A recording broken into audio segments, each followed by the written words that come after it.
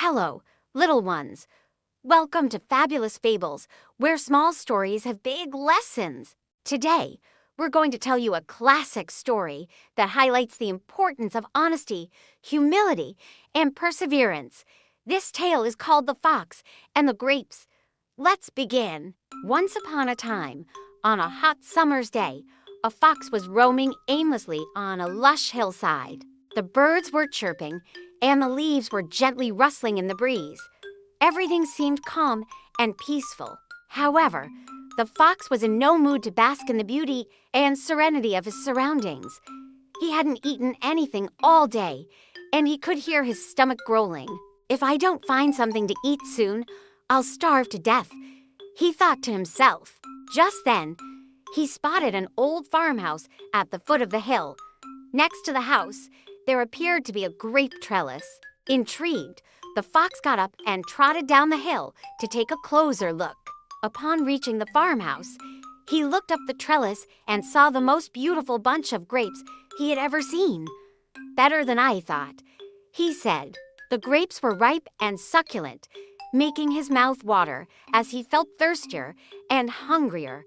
They were right there, hanging from the vine and ready to be eaten. He could see blackbirds and tits snacking on other grapes on the trellis. It was clear the grapes were delicious, as the bird just couldn't get enough of them. "Wow, I must get those juicy grapes for myself," he decided. "They'll surely quench my thirst and fill my hungry belly." However, there was a problem. The grapes were hanging so high up on the trellis that they seemed hard to reach. Undeterred, the fox took a few steps back and jumped up to grab the grapes with his paws. But he wasn't even close. "I must have taken too short of a run-up," he reasoned. "Let me try again." So, he backed up farther, ran faster, and jumped higher. While in the air, he stretched out his arm as far as he could, but he narrowly missed the grapes. Feeling discouraged, he half-heartedly tried one last time and came up short again.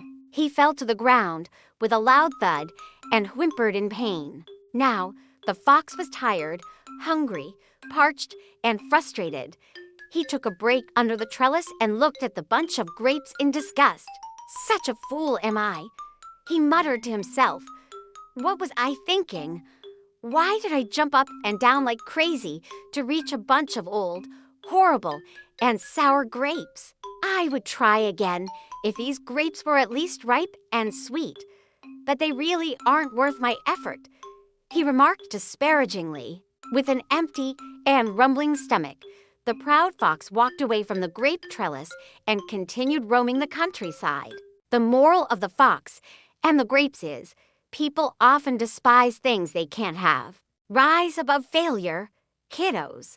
If you liked this story, don't forget to give us a thumbs up, hit subscribe, and join us next time for more fun fables. Bye.